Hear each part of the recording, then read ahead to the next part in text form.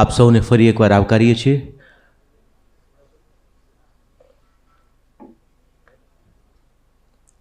કાર્યક્રમનો પ્રારંભ કરીએ. ડૉક્ટર જયેન્દ્રસિંહ જાદવને મંચ પર 1 મિનિટ પધારવા માટે કષ્ટ લેવા માટે હું વિનંતી કરું છું. સૌપ્રથમ આપણે આ વક્તાઓનું અભિવાદન કરીશું એક સ્મૃતિ ભેટ દ્વારા. ગુજરાત સાહિત્ય અકાદમીના મહામાત્ર ડૉક્ટર જયેન્દ્રસિંહ જાદવ સાહેબને વિનંતી કરીશ. સૌપ્રથમ તેજસ ભંડારી સાહેબનું અભિવાદન આપણે કરીશું. સરકારમાં ઉચ્ચ અધિકારી તરીકે કાર્યરત છે સાહેબ.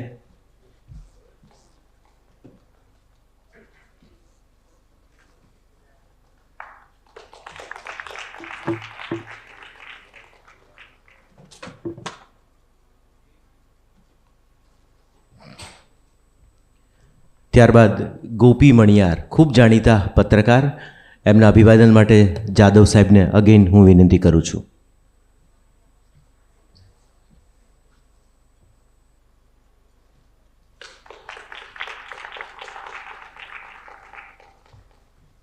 Thank you very much sir, thank you. Malhar દવેને હું વિનંતી કરીશ કે જાણીતા નવલકથાકાર દેવાંગીબેન ભટ્ટનું અભિવાદન કરશે.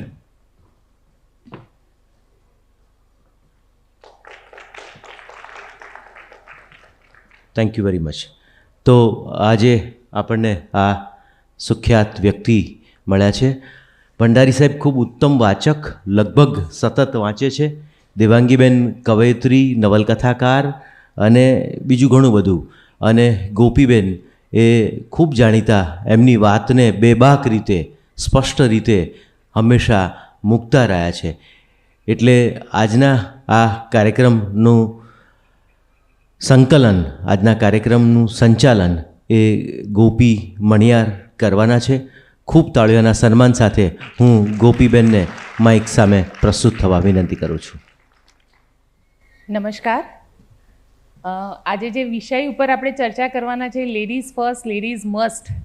ઘણા બધા લોકો એવું માનતા હશે લેડીઝ ફર્સ્ટ, લેડીઝ મસ્ટ, પણ કદાચ શરૂઆત હું મારાથી જ કરીશ. અને એટલું કહીશ કે કોઈ પણ એક સ્ત્રી પાછળ, એક સફળ સ્ત્રી પાછળ એક પુરુષનો હાથ હોય જ છે. જો પુરુષ ના હોય તો સ્ત્રી ક્યારે પણ સફળ નથી થઈ શકતી, એવું હું પર્સનલી માનું છું. દેવાંગીબેનને પૂછીશ કે દેવાંગીબેન, આપનું શું કહેવું છે? લેડીઝ ફર્સ્ટ, લેડીઝ મસ્ટ, તમને શું લાગી રહ્યું છે? એક તમારી પોતાની જીવનની જર્ની હશે, એમાં તમને શું લાગી રહ્યું છે?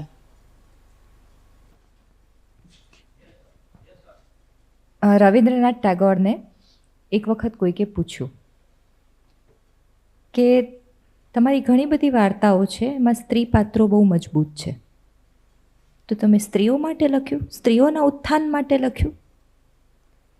તો ટાગોરે કહ્યું કે મેં માણસ માટે લખ્યું, અને એમાં સ્ત્રી તો આવી જ ગઈ ને. તો ધ કન્સેપ્ટ ઓફ ફેમિનિઝમ,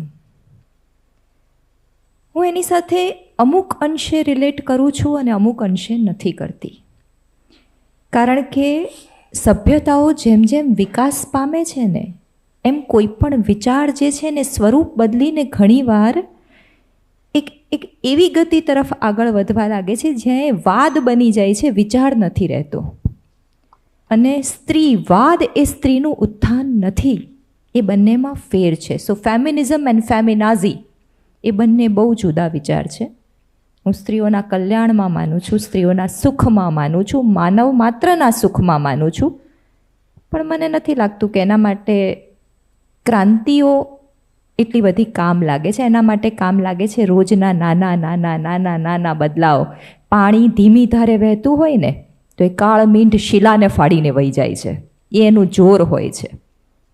મારે સંતાનમાં એક દીકરી છે, લંડન સ્કૂલ ઓફ ઇકોનોમિક્સમાં ભણી છે ને, તો એ હેરામાં પુરુષોત્તમા નરહરી નારાયણા ગાય છે. મને લાગે છે કે એ સ્ત્રીવાદ છે, આગળ જતાં એ સ્ત્રીને સુખી કરશે.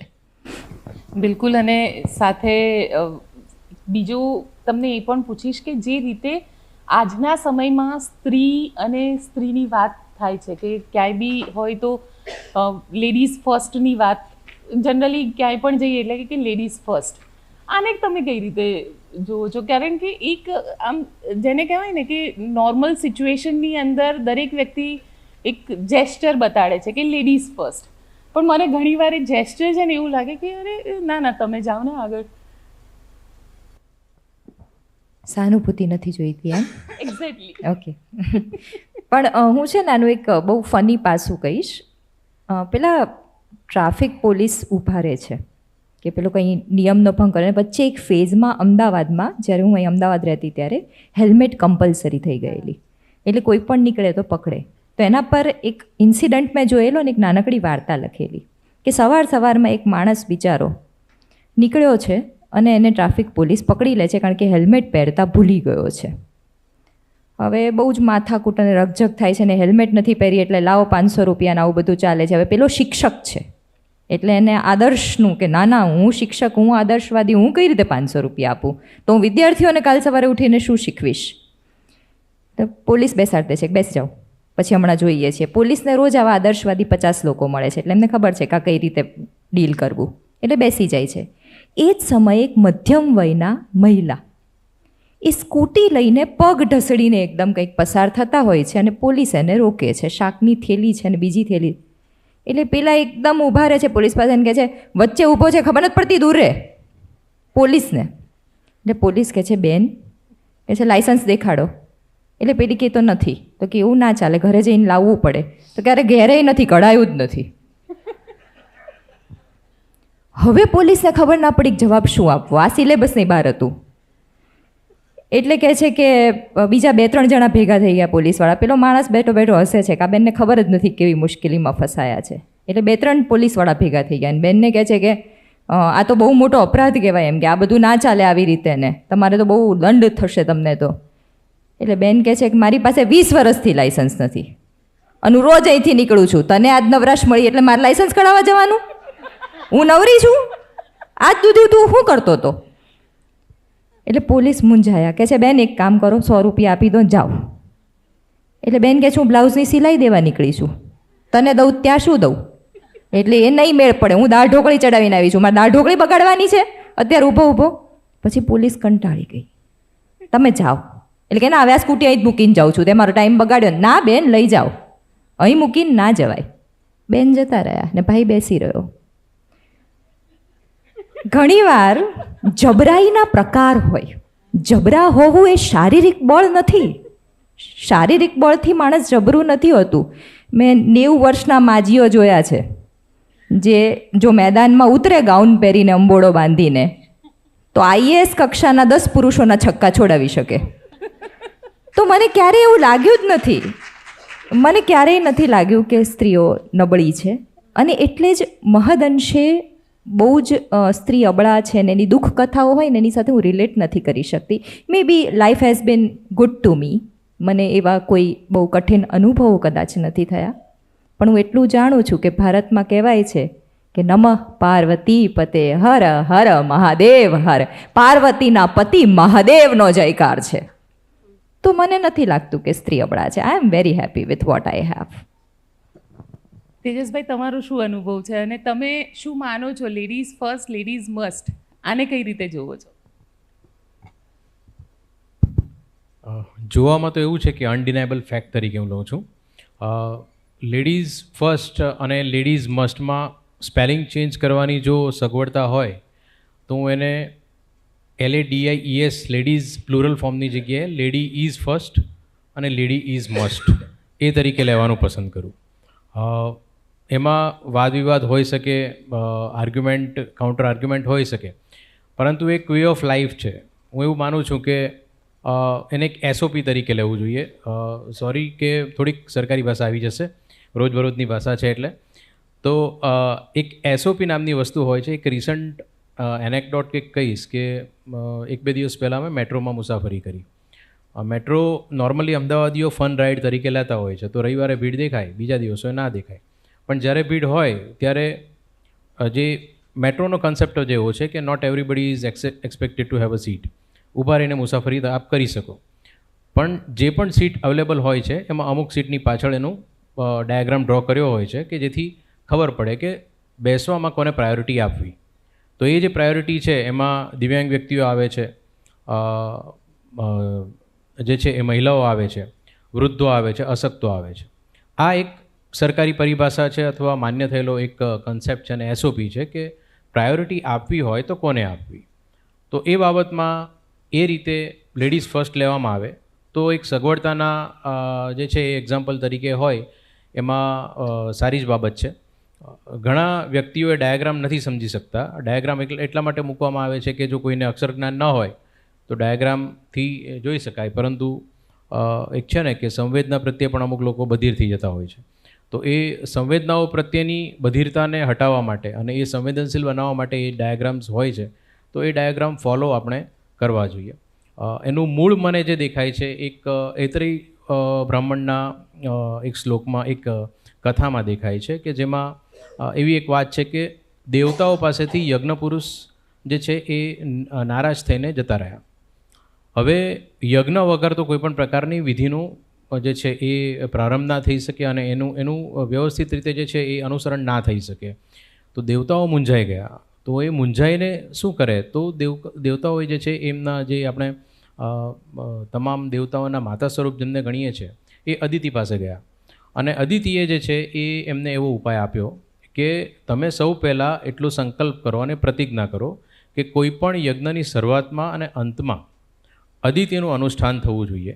ત્યારથી જે છે એક પ્રકારની જે છે એ વિધિઓમાં એ પ્રકારનું આવે છે કે એનું અનુષ્ઠાન પહેલાં કરવામાં આવે છે. તો હવે અદિતિને માતા સ્વરૂપ કે સ્ત્રી સ્વરૂપ તરીકે લેવામાં આવે તો એ લેડીઝ ફર્સ્ટ આવી ગયું ઓટોમેટિકલી, બરાબર છે. તો હવે એક પ્રકારનું કલ્ચરનું પણ એસઓપી છે, સ્ટાન્ડર્ડ ઓપરેટિંગ પ્રોસિજર છે.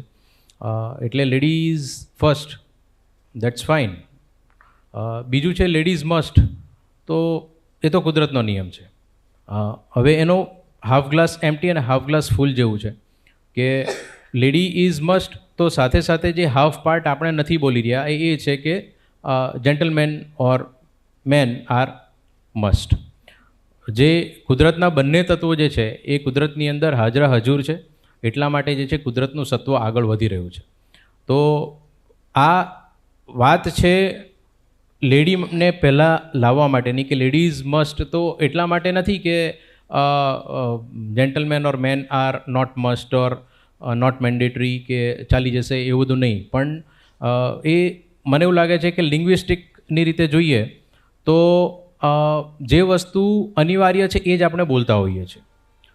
કોઈ પણ પૂજા ઘરે કરવાની હોય, ગૌર બ્રાહ્મણને કહીએ તો એ 4 વસ્તુ એ વસ્તુ નામ બોલશે કે જે જરૂરી છે જ અને તમારે ભૂલવા જ ના જોઈએ, બરાબર છે. એવું નથી કે તમે ભૂલી જાઓ તો ચાલે.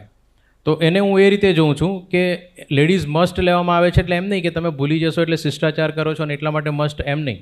પણ એવી વસ્તુ છે કે એના વગર ચાલવાનું જ નથી, અનિવાર્ય છે વસ્તુ. તો અનિવાર્યપણે જે વસ્તુ કહેવાની હોય અને ફોલો કરવાની હોય એનો આપણે અનિવાર્યપણે ઉલ્લેખ કરીએ જ છીએ અને એટલા માટે છે. સામાન્ય શિષ્ટાચારથી પણ એને ઉપરની રીતે જોવું જોઈએ. અને બીજી વસ્તુ છે કે જે આપણે સૌ ભારતીય સંસ્કૃતિમાં માનીએ છીએ કે યત્ર નાર્યસ્તુ પૂજ્યંતે રમંતે તત્ર દેવતા. તો એ પુરુષ માટે નથી કહેવાયું એટલે પુરુષને લાગુ નથી પડતું, એ રીતે વિચારવું મને બહુ યોગ્ય નથી લાગતું. પણ એનો કંઈક વિશેષ પ્રભાવ હશે, કંઈક જે છે એ શક્તિ સ્વરૂપની ખાસ પ્રકારની આરાધનાનો એમાં જે છે એક ઉપક્રમ હશે અને એ મહિમા હશે તો જ એ કહેવામાં આવ્યું હશે. એટલે એની ચોક્કસ પ્રકારની મહત્તા સ્વીકારીને હું આપે જે કહ્યું કે હું શું સમજું છું, તો હું એ રીતે સમજું છું કે શક્તિ સ્વરૂપની આરાધના એટલે લેડીઝ મસ્ટ અને લેડીઝ ફર્સ્ટ. Thank you. બિલકુલ. મેમ, તમને પૂછીશ કે તમારા આ વિચાર શું છે આ લેડીઝ ફર્સ્ટ લેડીઝ મસ્ટને લઈને? લેડીઝ ફર્સ્ટ ને લેડીઝ મસ્ટમાં તો એવું છે કે જે રીતે ભગવાને પુરુષને ઘડ્યો એ રીતે સ્ત્રીને ઘડી છે. તો સ્ત્રી છે એ જેમ આપણે વુમન છે એમ કહીએ એમ હ્યુમન પણ છે. એટલે આપણે જે રીતે હ્યુમન કોઈ પણ હોય એટલે કે પુરુષને જે રીતે હેન્ડલ કરતા હોય એ રીતે જ સ્ત્રીની સાથે થવું જોઈએ અને એની વિશે પણ વિચારવું જોઈએ. પણ સ્ત્રીઓ અત્યારના જમાનામાં થોડુંક એવું લાગે છે કે થોડી દાદાગીરી કરતી થઈ છે પોતાના પેલા ખરેખર કહું છું. એટલે ત્યાં આગળ એ વાત આખી ખોટી પડે એમ. બાકી સ્ત્રીઓ ઘણું બધું કરી શકતી હોય છે. અત્યારે કિચનથી કોર્પોરેટ સુધી પહોંચી ગઈ હોય છે, પહોંચી ગયેલી છે. એટલે ઘણું બધું કામ સ્ત્રીઓ કરતી હોય છે. અને આપણે કેટલા બધા ક્ષેત્રોમાં જોઈએ પણ છીએ કે સ્ત્રીઓએ કેટલું બધું કામ કરેલું છે. અત્યારે સાહિત્યનું હાનને મળ્યું નોબેલ પ્રાઇઝ, તો ઇટ્સ વેરી ગુડ. અને એના વાચકો ખૂબ ખુશ થયા હશે, કારણ કે પોતાની જે સંસ્કૃતિ છે એ સંસ્કૃતિ પોતાના ગદ્યમાં લાવે છે અને એને આખી ઉજાગર કરે છે. એટલે અને આપણે ભલે મનુસ્મૃતિમાં એવું કહેવાયું કે સ્ત્રીયા સ્વાતંત્ર્યમ ન અર્હતિ, પણ એવું નથી. સ્ત્રીઓ સ્વાતંત્ર્યને યોગ્ય નથી એવું તો આપણે કહી જ ન શકીએ, કારણ કે કેટલી બધી સ્ત્રીઓ જે મહાન થઈ ગઈ, હોમાઈ વ્યારાવાલા કે ઘણી બધી સાવ ડાઉન ટુ અર્થ જર્ની કરી હોય એવા બધી જેને પદ્મશ્રી મળ્યા છે, બધા ભૂરીબાઈ ને બધા, તો એ લોકો છે એ પોતાની છૂટની દેવી, તો કેટલું બધું એ લોકોએ કામ કરેલું છે. તો આમાં તમે એવી રીતે કહી શકો કે સ્વાતંત્ર્યને યોગ્ય નથી એવું તો તમે બોલી જ ન શકો. તો એ બધી સ્ત્રીઓનું શું, જેણે કેટલું બધું મહાન કામ કરેલા છે. ને વિનોદિની નીલકંઠ કે એનું આખું ફેમિલી, કે કસ્તુરબાએ એટલું કરેલું છે. એટલે મને એવું લાગે કે સ્ત્રીઓ છે એ ખરી જરૂરી ખરી સંસાર ચલાવવા માટે, પણ બંને પાત્ર જરૂર છે એવું મને લાગે. પણ સ્ત્રીઓ જે અત્યારે જુદી રીતે જો કેટલી બધી આપણી, મને એમ છે આપણા લેવલની જ બહેનોએ એવું કરેલું છે કે પોતે ઘર પણ સરસ રીતે સંભાળેલું છે અને બહાર પણ સરસ રીતે કામ કરે છે. તો જે સ્ત્રીએ ઘર સરસ રીતે સંભાળ્યું છે, કુટુંબ સરસ રીતે સંભાળ્યું છે, એને પુરુષ છે એ છૂટ આપવાનો જ, કારણ કે એણે જોયેલું છે કે મારી પત્ની છે એણે શું કરેલું છે. તો હવે પરવારી છે તો એને હવે આપણે થોડી છૂટ આપીને બધું કરવા દઈએ, કારણ કે એ પોતે જુઓ સાબિત થાય પછી મળે છે એવું નથી. આ સમજણની વાત છે પરસ્પર, રેસિપ્રોકલ આખી પ્રોસેસ, કે એણે પોતે બધું કર્યું છે એટલે પુરુષે જોયું છે તો છોકરા મોટા થઈ ગયા છે કે એવું છે, તો હવે એને તમે બધું કરવા દો એમ, એટલે એને છૂટ મળે જ છે. અને અત્યારે અમુક કેટલું બધું અમુક હોય છે દંભને એવું, પણ કેટલા બધા પુરુષો ખૂબ સરસ રીતે પોતાના ઘરના સ્ત્રી પાત્રોને, પરિવારમાં એટલું યોગદાન આપે છે, એટલી હથેળી આપે છે, હૂંફ આપે છે અને બધું કરવા પણ દે છે. એટલે મને એમ લાગે કે સ્ત્રી ફર્સ્ટ ને એવું તો ખરું જ, પણ સ્ત્રીએ પોતે પોતાની રીતે એ હાંસિલ કરવાનું છે, પોતાની શક્તિથી, દાદાગીરીથી નહીં. એટલે ક્રાંતિ, જેમ દેવાંગીબેને કીધું કે ક્રાંતિ કરવાની કંઈ જરૂર નથી, ફાયર બ્રાન્ડ થવાની કંઈ જરૂર નથી. સરસ રીતે પોતાને સાબિત કરી શકે, પોતાની શક્તિઓથી પોતે આગળ પણ વધી શકે, તેજસ્વીની બની શકે. એટલે સ્ત્રીએ ખરેખર આવું બધું કરવું જોઈએ. પણ અને મસ્ટ તો છે જ. એટલે there is no question of being her for the first, no, in the family or in the society or anywhere. Ma'am તમને જે એક સવાલ પૂછીશ કે આજના સમયની અંદર તમે જે રીતે કીધું કે ઘણા બધા, કારણ કે અત્યારે આમ જોવા જઈએ તો સોશિયલ મીડિયાનો જમાનો છે અને આ સોશિયલ મીડિયામાં ક્યાંય મેન વિમેન જેવી કોઈ ક્રાઇટેરિયા રહ્યો નથી. Every one is working, every one is doing there best. તો એની અંદર તમને શું લાગે છે, તમે જે રીતે કીધું કે ક્યાંક મતલબ સ્ત્રીઓની અંદર પ્રગતિની સાથે એક જે ઈગો છે, કારણ કે ઘણી બધી વખત મેલ ઈગો અને ફિમેલ ઈગો બહુ ક્લેશ થાય છે, એને શું કહેશો? એ તો ખરેખર ન હોવું જોઈએ. જે છોકરીઓ અત્યારે આપણા ફેમિલીમાં બધી ભણતી હોય છે ને એવું કરતી હોય છે, તો આપણે એમ આપણે જે કરતા હોય છે બધું પ્રેમથી કરતા હોય છે ને કુટુંબ માટે, રસોઈ છે, બીજું કંઈ પણ છે, એ બધું. અત્યારની બાળકો શું કહે છે, હું ભણું છું તો મારે ક્યાં રસોઈ શીખવાની જરૂર છે, હું તો કૂક રાખી લઈશ ને એમ. તો જુઓ તમે, આ જે અહમ છે, તમને કોઈ પ્રેમ આપે તો ગમે છે અત્યારની ખરેખર. આ માર્ક કરેલું છે, અથવા તો આઈ જસ્ટ બિલીવ નો કે સંતાનો છે એને બધું જોઈએ છે, મા બાપ પાસેથી ગમે છે બધું, પણ એને પોતાને કંઈ આપવું સામે નથી, એની પાસે સમય નથી, એની ઈચ્છા નથી, આવું બધું મારે ન કરાય, એ આવા બધા ખ્યાલ. અને મીડિયા જે અત્યારે પેલું મોબાઈલ ને ઘણું બધું જે છે એ બધું એ લોકોના મગજમાં ભરાયેલું છે, એટલે એ બધું કરશે તો હું એમ કહું કે આપણને જ્યાં પ્રેમ હોય, આપણા પતિ ઉપર પ્રેમ હોય, છોકરા ઉપર પ્રેમ હોય, અત્યારે તો સાસુઓના સંબંધો બહુ જ સુધરી ગયા છે, એટલે મને એ બહુ જ ગમે છે કે બંને એકબીજાને, કારણ કે જો સૌથી મુખ્ય વાત શું હતી ખબર છે કે પેલું સાડલો પહેરવાનો ને ઓલું ઘૂમટો તાણવાનો ને એવું હોય, એટલે બધાને આમ થોડુંક આમ ઓકવર્ડ લાગતું હતું કે પિયરમાંથી જુદી રીતે ઉછરીને આવ્યા હોય અને પછી આવું બધું પહેરવાનું ને બધું હોય, એટલે થોડુંક આમ આડું આવતું ને એવું થતું. હવે એ છૂટ મળી ગઈ છે વડીલો તરફથી, વડીલો સમજે છે, ઘણું બધું સમજે છે અત્યારના વડીલો તો બહુ જ, એટલે એ લોકો આપે છે તો એ પેલીની દીકરી જેવું જ લાગે છે, એને એમ જ થાય છે કે આ તો મારા મા બાપ છે એમ, અને એને લીધે ખૂબ સરસ રીતે રહે છે. તો જો પ્રેમ તમને સારો લાગતો હોય, એટલે આત્મન પ્રતિકૂલાત પરેશાન ન સમાચરે, આ વાત બધાએ શીખવાની જરૂર છે કે આપણને પોતાને જે પ્રતિકૂળ છે તો એ તમે બીજા સાથે એવું ન વર્તન કરો.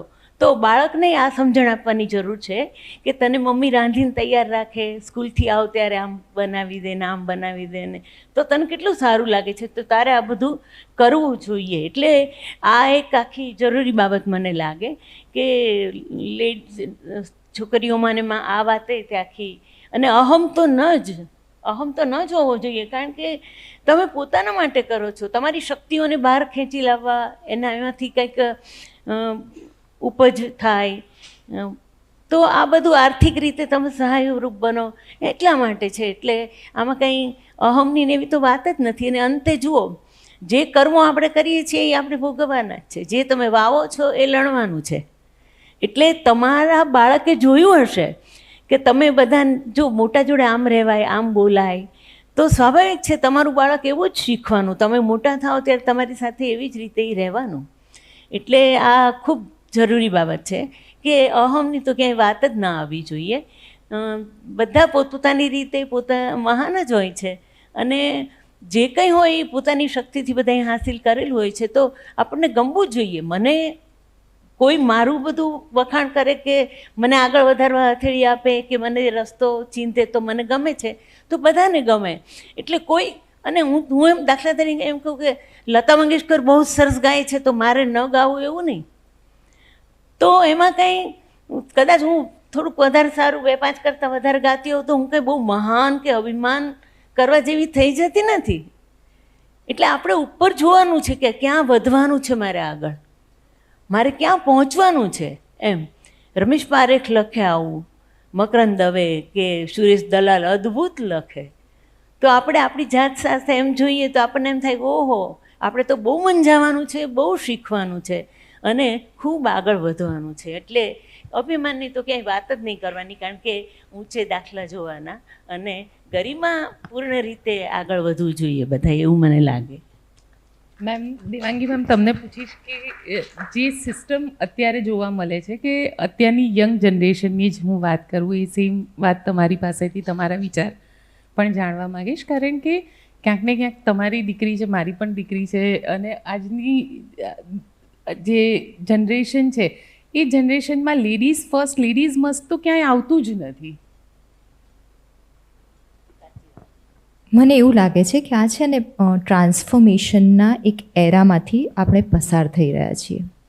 C, if you really look at it, અત્યાર સુધી એવું હતું કે સામાન્ય વ્યવસ્થા એ હતી કે પુરુષ બહારનું કામ સંભાળતો હતો, સ્ત્રી ઘરનું કામ સંભાળતી હતી, અને આ લેબર ડિવિઝનનો પ્રિન્સિપલ હતો કે તારું કામ આ અને મારું કામ આ રીતે આ શ્રમ વહેંચાયેલો હતો. પછી એક ફેઝ એવો આવ્યો કે સ્ત્રીઓ બહાર કામ કરતી થઈ, પણ અનફોર્ચ્યુનેટલી ઇકોનોમિક એડવાન્સમેન્ટ એ સોશિયલ એડવાન્સમેન્ટ નથી હોતું. ઇકોનોમિકલી લિબરલ થવું એ સોશિયલી લિબરલ થવું નથી હોતું. એટલે બન્યું શું કે બહારનું પણ કરવા માંડી અને ઘરનું તો હતું જ. પછી એક બિંદુ પછી એમ કહેવા માંડી કે કેમ મારે બધું કરવાનું, મારે કેમ બધું કરવાનું, હું તારા જેટલી જ ભણેલી છું, હું કેમ કરું. એટલે પછી એક ક્લેશ શરૂ થયો લેબર ડિવિઝનનો. 30 કે 35 વર્ષની ઉંમર સુધી તમે આ વાતને જુદી રીતે જુઓ છો અને 35 વર્ષની ઉંમર પછી તમે આ વાતને જુદી રીતે જુઓ છો. જ્યારે સિમોન ધ બોવા સેકન્ડ સેક્સમાં એવું કહે છે કે as a country I have no woman, ત્યારે I do understand that statement. 30-35 વર્ષની ઉંમર સુધી મને સમજાય છે વાક્ય કે આ વિશ્વમાં સ્થિતિ બદલાવાની જરૂર છે. I do agree with that. પણ 35 વર્ષની વય પછી જ્યારે તમારામાં વિઝડમ આવે છે, જ્યારે તમે જીવન જીવીને ઊભા છો, જ્યારે તમે વ્યવહારુ પ્રશ્નોને સમજો છો, જ્યારે તમને સમજાય છે કે માણસ માત્રને તકલીફ છે, ફક્ત સ્ત્રીને તકલીફ નથી. જવાદ શેખ કહે છે કે તાકી તું સમझे कि मर्दों के भी दुख होते हैं, ताकि तू समझे कि मर्दों के भी दुख होते हैं, मैंने चाहा भी यही था कि तेरा बेटा हो. દીકરાઓને દુઃખ છે તો તમે સમજવા માંડો છો ધીરે ધીરે. તમને ખબર પડે છે કે ઘરના કામમાં એ તકલીફ છે અને બહાર સવારના 8થી સાંજના 5 સુધી નોકરી કરવામાં પણ તકલીફ છે, ફ્યુઝ બદલવામાં પણ તકલીફ છે અને રોટલી કરવામાં પણ તકલીફ છે. યુ જસ્ટ ચૂઝ કે તમારે કઈ તકલીફ પસંદ કરવી છે અને તમારે તકલીફની સાથે ડીલ કરવાનું છે. તો એ વિઝડમ જેમ જેમ તમારામાં આવે છે ને એમ એ કોન્ફ્લિક્ટ ઓછી થતી જાય છે. અત્યારની પેઢીમાં, અને અત્યારની પેઢીને હું એટલા માટે જાણું છું કારણ કે મેં 20 વર્ષના બાળકોને, 20-22 વર્ષના બાળકોને ભણાવ્યું છે. આ બાળકોની પાસે ઇન્ટરનેટ છે, એ લોકોની પાસે માહિતી છે, એ લોકોની પાસે જ્ઞાનની તક વધારે છે, પણ ડાપણ થોડુંક ઓછું છે કારણ કે એમને બહુ મળ્યું છે. આ બધા ઉચ્ચ મધ્યમ વર્ગના બાળકો છે, એમની પાસે એટલું બધું પ્રાપ્ય છે કે ક્યાંક ને ક્યાંક પેલી જીવનની સાથે સંઘર્ષ કરીને થોડા ડાપણથી રસ્તો કાઢી લેવાની આવડત થોડીક ઓછી છે. પણ મારું એવું માનવું છે કે ઇવેન્ચ્યુઅલી આવશે. જીવન કોઈને શીખવાડ્યા વગર પાછું મોકલતું નથી, રોજ શીખવે છે. અને મેં કહ્યું એમ, મારા ક્લાસમાં એક વખત છોકરા છોકરીઓ બેઠેલા, તો કંઈક મેં પૂછ્યું, આઈ ડોન્ટ ઇવન રિમેમ્બર કે શું હતું, અને કોઈક છોકરાએ ઊભા થઈને એવું કહ્યું કે મેમ, હા મેં એવું પૂછેલું કેમ કે ટોપ તમને શું લાગે છે કે ટોપ 3 કોણ હશે ક્લાસમાંથી અસાઇનમેન્ટ કરેક્શન વખતે? તો એમાંથી એક છોકરાએ કંઈક ઊભા થઈને એવું કીધું કે મેમ 3 બોયઝ હશે. 3 આમ એમ જ એ મજાક કરતો હતો કે 3 બોયઝ હશે. ત્યાં તો છોકરીઓમાંથી એક ઊભી થઈ, બેસ હવે, મારામાંથી કોપી કરીને તો અસાઇનમેન્ટ લખ્યું છે. એટલે છોકરીઓ સહેજે નબળી સૂઠની નથી, હું એવું માનતી જ નથી. હું જાણું છું કે કોણ કેટલા પાણીમાં છે. એટલે કાવ્યમાં તે ઘણીવાર હું એવા કાવ્યો વાંચું ને કે સ્ત્રી છું છતાં સન્માન ઝંખું છું, સ્ત્રી છું આખો દિવસ કામ કરું છું ને તમારી એક પ્રેમ ભરી નજર ઝંખું છું. મને એક સટાક કરી દે કે જા સ્ત્રી છું છતાં સન્માન, એટલે છતાં શું? છતાં એટલે એની બદલે મને એવું લખવું માફક આવે છે કે લાજ તો નથી બળ્યા કાળમુખા, મને બેન કહીને હેનો બોલાવસ. એટલે એમ્પાવરમેન્ટ જો તમે માની લો ને તો છે, મેં માની જ લીધું કે હું તમારી ઇક્વલ જ છું, મારે એની ચર્ચાએ કરવાની જરૂર નથી. તો આઈ થિંક આજની પેઢી પણ એ ઇવેન્ચ્યુઅલી શીખી જશે. કે અત્યારની પેઢી છે એને છે ને કદર નથી નાની નાની વાતની, કે પપ્પા શું કરે છે કે માં શું, એ લોકોને ધ્યાન જ આમ તો હોતું નથી પરિવારમાં. કારણ કે અત્યારે પેલું મીડિયાને લીધે પેલા ફ્રેન્ડ્સ બધા હોય છે એટલે એ વધારે દેખાય છે. તો અત્યારે પેલું સુખ સંપત્તિ સાધનો ખૂબ થઈ ગયા, એટલે કમ્પેરેટિવલી જો તમે એને 12,000નો કે 20,000નો મોબાઈલ અપાવો તો એ કમ્પેરેટિવલી પોતાના કોઈ ફ્રેન્ડ છે એની સામું જોશે કે એને તો 50,000નો છે ને એને તો લાખનો મોબાઈલ છે, તો મને કેમ નહીં? ત્યારે મને વિચાર આવે, હું એક નાનકડી જ વાત કહીશ કે હું નાની હતી તો અમે 6 બહેનો અને ભાઈને, અને પપ્પા છે અમને સાયન્સ ટીચર હતા અને પછી પ્રિન્સિપાલ હતા, પણ બધાને એટલું બધી બહેનોને ભણાવ્યા. મને એકવાર સપનું આવ્યું કે સપનામાં મને તરબૂચ આવ્યું. હવે મેં સવારે ઉઠીને, હું તો સાવ નાની, એટલે મેં પપ્પાને કીધું, પપ્પા મને સપનામાં તરબૂચ આવ્યું હતું. એટલે પપ્પાએ સાયકલ લીધી અને તરત માર્કેટ ગયા. માર્કેટથી તરબૂચ તો લઈ આવ્યા, પણ તરબૂચ લાવીને મારી સામે મૂક્યું અને મૂકીને મને પૂછે છે કે બેબી અવડું હતું કે આનાથી મોટું હતું તો હું બદલાઈ આવું? તો તમે જુઓ કે હું એ તરબૂચ ભૂલી નથી શકતી હજુ પણ, તરબૂચ. પણ હું એમ કહું ભલે અત્યારે પણ કે પપ્પા તરબૂચ લાવે કે કંઈ પણ લાવે તો એ લાવ્યા છે, એને ખબર છે કે મારા છોકરાને ભાવે છે આ વસ્તુ આ વસ્તુ આ વસ્તુ, પણ એ લોકોને આ બધી વસ્તુની કિંમત, કદર, લાગણીની, ઝીલવાની આ બધું એ કંઈ ખબર જ નથી કે કેવી રીતે ઝીલવું. આ બધી નાની નાની મા બાપો એટલું બધું કરતા હોય છે, હવેની પેઢીને કંઈ ખબર નહીં પડે કે આપણે શું કર્યું છે, એની કદર કે કાંઈ. એટલે ખરેખર આપણે ઘરમાં કેળવણીમાં જ આખી વાત વણી લેવી જોઈએ કે એ લોકો કદર કરતા શીખે અને આપણા જે મૂલ્યો છે, સંસ્કૃતિ છે, એ બધાનો જય જયકાર કરતાં પણ શીખે. અને પુસ્તક વાંચન આપણા ઘરમાં હશે તો પુસ્તક વાંચન છે એ બાળકોમાં આવવાનું. એટલે બધી જ વાત જો આપણે મોટા કરતા હશું ને તો બાળકો ખરેખર કરશે. આપણા મા બાપને આપણે એમ કહીશું કે જો પપ્પાએ આમ કર્યું, જો આમ કર્યું, તો આપણા છોકરા છોકરીને ખબર પડશે કે જો આપણા મમ્મી પપ્પા શું કરે છે. એટલે આ એક બધી વાત મૂલ્યોની કે કદરની ને એ તો ખરેખર બહુ જ જરૂરી છે.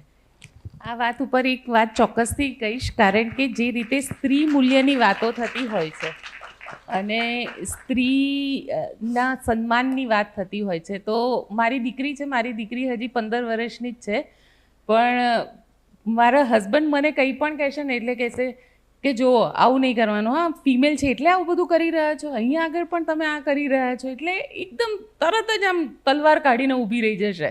મમ્મી એકલી રસોઈ કેમ બનાવે, પપ્પા કેમ રસોઈ ના બનાવે, મમ્મી બી ઓફિસથી આવે છે, પપ્પા બી ઓફિસથી આવે છે. એટલે આ આજની જનરેશન છે. તમારી સાથે તમારા અનુભવ શું કહે છે? કેમ કે અમારા 3 ફિમેલ વચ્ચે એક મેલ છે અને લેડીઝ ફર્સ્ટ લેડીઝ મસ્ટ ઉપર વાત કરી રહ્યા છે, તો તમારા એક્સપિરિયન્સ શું કહે છે? તમારે રોટલી બનાવવી પડે છે? રોટલી બનાવવી નથી પડતી, કારણ કે એ બનાવેલી રોટલી પછી કદાચ હું પોતે પણ ના ખાઈ શકું. હા, પણ એ વસ્તુ ખરું જે દેવાંગી મેમે કહ્યું, રક્ષા મેમે કહ્યું કે લેડીઝ ફર્સ્ટ અને લેડીઝ મસ્ટ તો એક આપણે જે છે એ એક વિચાર બીજ છે. અને જે ઓવરઓલ આપણી જે છેલ્લા 30 મિનિટથી ચર્ચા ચાલી રહી છે એમાં બે ખૂબ સુંદર વાતો અહીંથી વક્તા તરીકે અને શ્રોતા તરીકે લઈને જઈ શકાય એવું છે કે ઇન્ટરપર્સનલ રિલેશનશિપની અંદર આ કન્સેપ્ટનું મહત્ત્વ અને આઉટડોર સોશિયલ ઓવરઓલ આપણી જે સામાજિક relationship as a human being છે એની અંદર આપણે બહાર સામાજિક જીવનમાં કેવા મૂલ્યો રાખવા જોઈએ. તો એમાં હું ટોટલી એગ્રી છું દેવાંગી મેમ અને રક્ષા મેમ સાથે કે દેવાંગી મેમે જેવી રીતે વાત કરી કે એક અપ્રોચ હોવો જોઈએ કે કેમ આમ કે અને કેમ આમ નહીં, કે કઈ રીતે વિચારવાની દિશા કઈ હોવી જોઈએ. અને રક્ષા મેમે જેવી રીતે કહ્યું કે એ મૂલ્યોના ઘડતર માટે વાંચનનું શું મહત્ત્વ છે. તો જ્યારે આ વાત ચર્ચા ચાલી રહી હતી ત્યારે મારા મગજમાં એ જ વિચાર આવતો હતો કે સૌથી મહત્ત્વની વસ્તુ એક અહીં આપણે જે મંચ મળ્યો છે એ સાહિત્યનો મંચ એ ખરો, અને ઓવરઓલ લાઈફમાં સાહિત્યનું જે મહત્ત્વ છે એ સાહિત્યના મહત્ત્વને આપણે રોજબરોજની દૈનિક જીવનમાં ઇન્ટરપર્સનલ રિલેશનશિપ અને બીજા સોશિયલ રિલેશનશિપની અંદર આપણે લાગુ પાડીએ તો એ ચોક્કસપણે કહી શકાય કે જ્યારે આધુનિક સમયની અંદર સમયના બદલાવ અને એના કારણે વિચારોમાં ફેરફાર આવવાને કારણે જ્યારે આપણે કોઈ પણ પ્રકારની મૂંઝવણ અનુભવતા હોઈએ ત્યારે બિલકુલ વાદ વિવાદ જ ના થાય એ વસ્તુ શક્ય નથી. રોટલી કોણ બનાવશે અને રોટલી મારે બનાવવી જોઈએ કે નહીં બનાવવી જોઈએ એ મુદ્દો છે. અને એનાથી આગળ ડે ટુ ડે રિસ્પોન્સિબિલિટી શેરિંગની જે વાત છે એમાં પણ એક પરિપક્વ ચર્ચા થાય એ ખૂબ મહત્ત્વની વાત છે. જે આપે મને કહ્યું કે પર્સનલ અનુભવ શું છે, તો પર્સનલ અનુભવમાં એવું છે કે એક ચર્ચાનું પણ એક લેવલ હોવું જોઈએ. ઘરે જ્યારે કોઈક બાબતે ચર્ચા થાય, વિવાદ થાય કે તો એ ચર્ચાના જે મુદ્દા હોય ને એમાં પણ એક પરિપક્વતા હોવી જોઈએ, તો એમાંથી કંઈક નવનીત બહાર આવે. અધરવાઇઝ તો પછી જે છે ખોટી ચર્ચાઓ થાય અને પછી ઉગ્ર સ્વરૂપ પકડે અને એમાં જે છે સંબંધો બગડવાનો વારો આવે. તો એના માટે એ વિચારોની પરિપક્વતા એના ઉપર હું ફોકસ કરીશ. અને મારું માનવું છે કે સાહિત્યનો, અને આપણી માતૃભાષા ગુજરાતી છે તો એમાં ગુજરાતી સાહિત્યનો ખૂબ મોટો રોલ રહેલો છે. આજની વાત આપણે આજે ચર્ચા કરી ગયા છીએ એ વર્ષા અડાલજા કે કુંદનિકા કાપડિયાના લખાણોમાં વર્ષો પહેલાં આપણને જોવા મળે છે. તો જો આપણે માતૃભાષામાં, ભલે બાળકો માતૃભાષામાં ના ભણતા હોય, પણ માતૃભાષાનું એ બી એક મહત્ત્વનો મુદ્દો છે કે માતૃભાષાનું વાતાવરણ ઘરમાં કોણ લાવશે? મમ્મી લાવશે, પપ્પા લાવશે, કે બંને ભેગા થઈને લાવવાનું? પણ એ જરૂરી છે. મારો અનુભવ તો એવું કહે છે કે જો માતૃભાષા અને સાહિત્યનું ઘરમાં વાતાવરણ બનશે તો વિચારોમાં પરિપક્વતા આવશે. ને જ્યારે આ બધા ખાસ કરીને સંબંધોને સુપેરે ચલાવવા માટેના કે એને પાટા પર લાવવા માટેના પ્રશ્નો હશે ત્યારે સાહિત્ય આપણે સૌની વારે આવશે. તો રેમેડી એવી છે કે સારું વાંચન અને વિચારોમાં પરિપક્વતા એ આપણે લાવીએ તો માત્ર રોટલી ઉપર નહીં રહીએ અને એનાથી આગળ વધારે મોટી રિસ્પોન્સિબિલિટી આપણે શેર કરીશું. રોટલી હું સમજું છું, રોટલી એક પ્રતીક છે, પરંતુ responsibility sharing is the key. તો રિસ્પોન્સિબિલિટી શેરિંગમાં પછી એવું ના થાય કે મારો રોલ આ જ છે, મારે તો આ જ કરવાનું થાય, હું આમ કરું છું. હા, ભલે હું સવારે 7 વાગે નીકળીને રાત્રે 10 વાગે ઓફિસે આવતો હોઉં, પણ ઓફિસે પાછો આવતો હોઉં, પણ એવું નથી કે ઘરની અમુક રિસ્પોન્સિબિલિટી મારે નહીં જ કરવી. એવું આજે કરવા ગયા તો ઘરમાં ચોક્કસ તોફાનો થવાના જ છે. એટલે એવું તો ના જ કરી શકાય, સિચ્યુએશન સમજવી પડે. પણ આ જે છે ને એક બહુ જૂની વાત છે કે રથના 2 પૈંડા હોય છે, એટલે એક પૈંડું ચાલે તો બીજું પૈંડું બી એ રીતે ચાલવું જોઈએ, નહીં તો બેલેન્સ જાય. એ ઉભય પક્ષે લાગુ પડતી વાત છે. બિલકુલ. દેવાંગીબેન, તમને પૂછીશ કે કારણ કે સાહિત્યની વાત જ્યારે થતી હોય તો સ્ત્રી ઉપર ઘણું બધું લખાયું છે અને સ્ત્રી વિશે જે લખાયું છે એના ઉપર જો વાત કરવાની વાત આવે તો એમાં તમે શું જુઓ છો? કારણ કે સ્ત્રીને એક ઘણી બધા એવા રાઇટર્સ છે જે સ્ત્રીને અબળા બતાડે છે, ઘણાએ બહુ જ મજબૂત બતાડી છે, રવિન્દ્રનાથ ટાગોરે એ લોકો. આને તમે કઈ રીતે જો? આની ઇમ્પેક્ટ પણ એટલી જ સોસાયટી ઉપર જોવા મળે છે?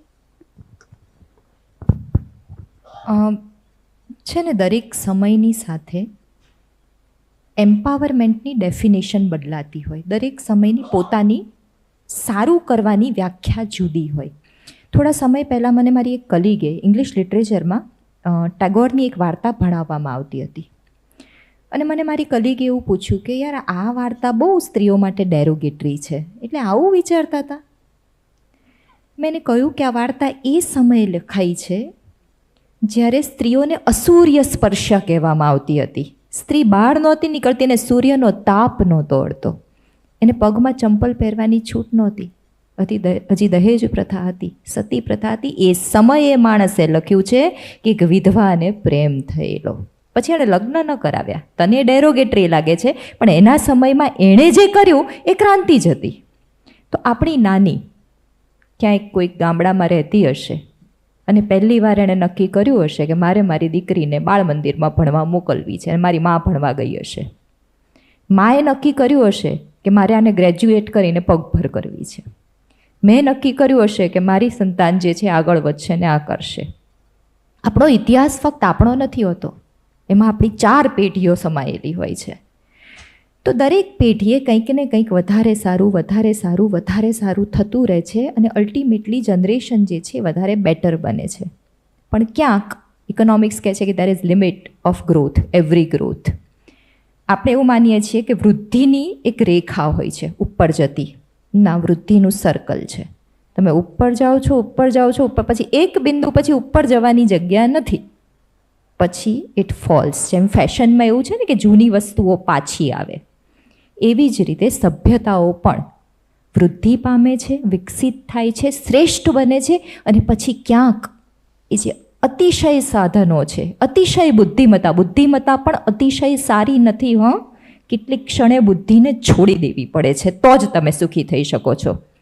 ગિરીશ કર્નાડે, કનુભાઈ બેઠા છે અહીંયા, અમે બંને નાગમંડલ નામનું નાટક કરતા ગિરીશ કર્નાડનું, અને એમાં ગિરીશ કર્નાડે સરસ અદ્ભુત સંવાદ મૂક્યો છે कि सुखी होने के लिए बहुत सारी बातों को भुला देना पड़ता है, तकिए के नीचे दबाकर सो जाना पड़ता है, वरना क्या रानी को पता नहीं था कि सच क्या है, लेकिन सच को भुलाना ही सुखी होना है. તો ઘણીવાર કેટલીક બાબતો આપણને નથી ગમતી, ખૂંચે છે, નથી બરાબર લાગતી, પણ એનો બદલાવ અમુક જ રીતે કરવો જરૂરી. એક વખત હું બસમાં આવતી હતી અને એક ભાઈ એક બહેનની સામે આમ જોઈ રહ્યા હતા, વિચિત્ર રીતે, સહેજ વિચિત્ર રીતે. મેં કશું જ ના કર્યું, એમની સામે જોઈ રહી, આમ જ બસ. તમે ત્યાં સુધી ત્યાં જોશો ત્યાં સુધી હું તમારી સામે જોઈશ. આપોઆપ એણે નજર ફેરવી લીધી. It's as simple as that. You stare him, it's simple. મારે ઊભા થઈને બૂમો પાડીને ઝઘડો કરીને મારી એનર્જી વેસ્ટ કરવાની આના માટે? મારી શક્તિઓ કંઈ એના માટે થોડી છે. I will not do that. એટલે થોડું ટેક્ટફુલી, થોડી કુશળતા જરૂરી છે. બૂમ બરાડા કરતાં થોડી કુશળતા હોય ને તો તમારું જીવન સહેલું બની જાય છે. મેમ, તમારું શું કહેવું છે? મને એવું લાગે છે કે હમણાં જ મેં વાત કરી ફાયર બ્રાન્ડ કરવાની જ વાત, ઈજા દેવાંગી મને વાત કરી, પણ સમય જે રીતે સરતો જાય છે એ રીતે મને એવું લાગે છે કે એક બે કવિતા સ્ત્રીને લગતી મેં લખી છે ને, Please, please, તો I ma'am. Would like to recite. No, હા હા, પ્લીઝ મેમ. Thank you. બોલું તો મજા આવશે થોડી. નહીં, મને આમ મજા આવશે, વાંધો નહીં. It does. હા, માઇક.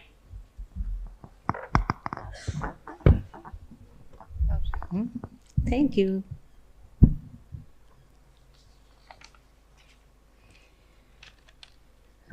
ગીત બોલું છું એક, કે વાસણ કપડાં કચરા પોતા. આ તો હું અમસ્તી જ લાવી કા.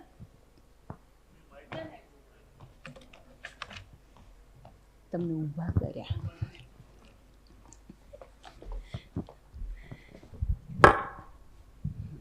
Thank you. વાસણ કપડાં કચરા પોતા એ જ નથી અધ્યાસ, અધ્યાસ પ્રકરણ. વાસણ કપડાં કચરા પોતા એ જ નથી અધ્યાસ, ઓફિસ ધંધો સાહસ સત્તા બદલીશું ઇતિહાસ. આજની સ્ત્રી કે વાસણ કપડાં કચરા પોતા એ જ નથી અધ્યાસ, ઓફિસ ધંધો સાહસ સત્તા બદલીશું ઇતિહાસ. ગોબીજ બોબીજ લઉં, કોબીજ બોબીજ લઉં ને કિચનમાં હું બધું સંભાળું, એ જ ત્વરાથી નેટ ઉપર ફોલ્ડરનું ખોલું તાળું.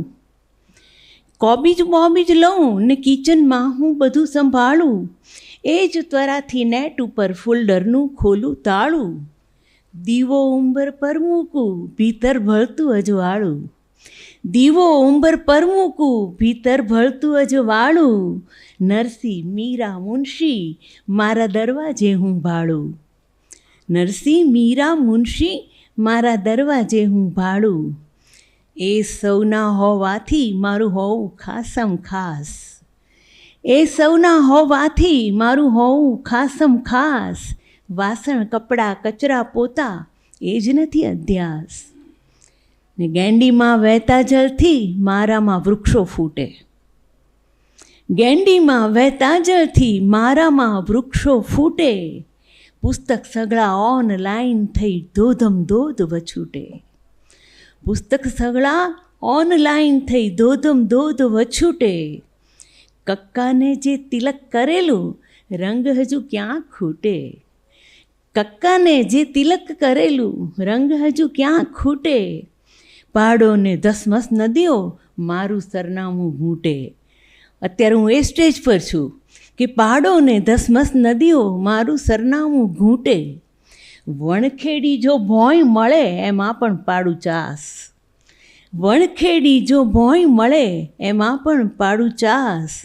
વાસણ કપડાં કચરા પોતા એ જ નથી અધ્યાસ, ઓફિસ ધંધો સાહસ સત્તા બદલીશું ઇતિહાસ.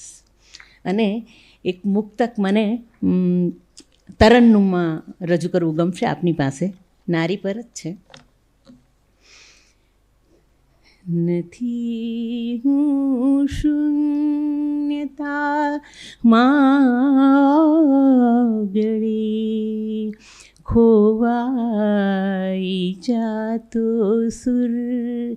નથી હું શૂન્યતા માગળી, ખોવાઈ જાતો સુર. હું તો છું કો બુલંદીના ગર્ભમાંથી ફૂંકાતો સુર.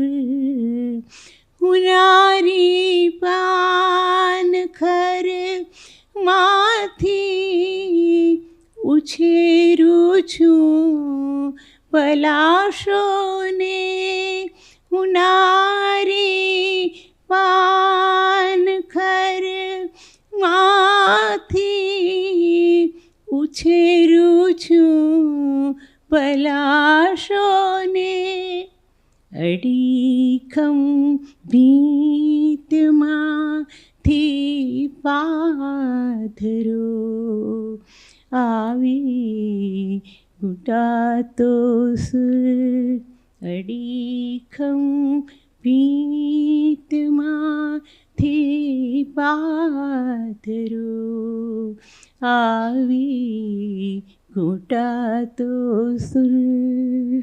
અસ્તુ.